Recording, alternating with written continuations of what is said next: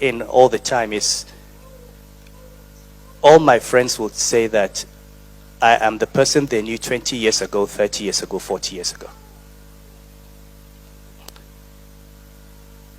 This country, and we're in difficult times, this country will not move forward until Nigerians take ownership of their country. Politicians get into office and they think they own us. They think they have earned the right to tell you when to speak and when not to speak.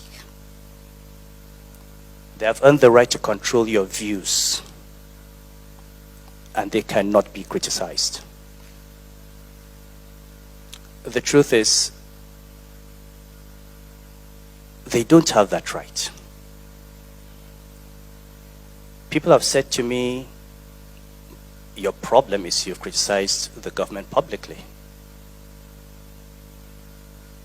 Many of them don't know that before I go with the public criticism, I would have spent months, maybe years, speaking in private.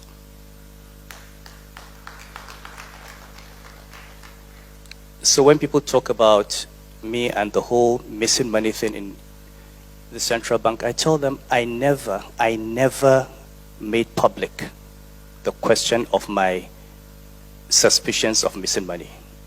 I wrote a confidential letter to the president as governor of Central Bank in August. I expressed my concerns. Nothing happened. The letter leaked after 5 months. It was not me who announced it. But once it was out, I had to stand by my letter and own my position. With the current administration, I spent literally the whole of 2015 and 2016 speaking to everybody who should be spoken to and telling them that the economic policies they were pursuing were going to destroy the Nigerian economy. It was only when that failed that I spoke publicly. And we had to speak. Now the question which everybody is asking is, should Emir speak? And the answer is yes. And it depends on what Emir you are and what you're speaking on. I mean, Socrates said, wise people speak because they have something to say. Stupid people speak because they have to say something. But if you have something to say, you have to say it.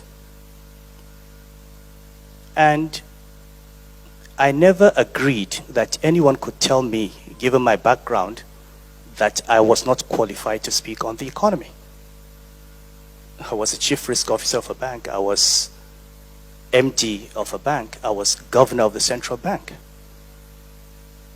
In 4 of the 5 years that I was governor, I was best central bank governor in Africa. In 1 of the years, I was best central bank governor in the world.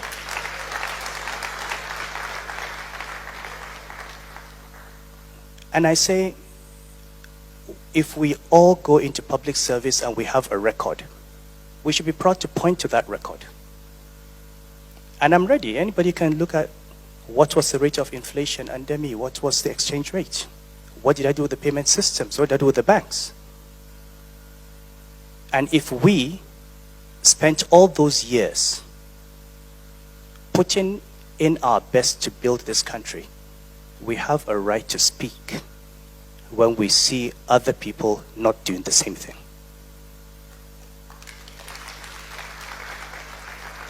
If every president, every governor, every minister, every commissioner took his job seriously, this country would not be where it was. But if people are willing to be ministers and commissioners and governors and presidents for 8 years and not tell us how they have improved our lives, we have a problem. And we have to tell them that that is not why they were put in office. So we do have challenges. My own position was no position would stop me from expressing my views. Emir, non-Emir, Khalifa, non-Khalifa, governor, non-governor, it does not matter.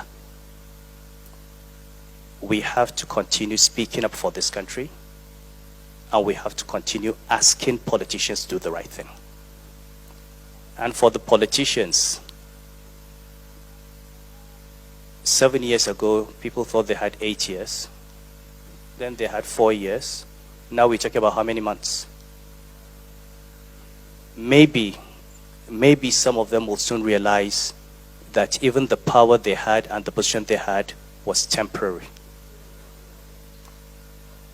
In a few years, in a few months, in 1 year, many of those people will be out on the streets here. They will not. They won't have the office. They won't have the power. And the only thing that is left is the record. What did you do when you were there? And if all you can point to is that you harass people and oppress people, and, well, that's fine if that's what you want for yourself. But for most of us, we want something more important and more fundamental.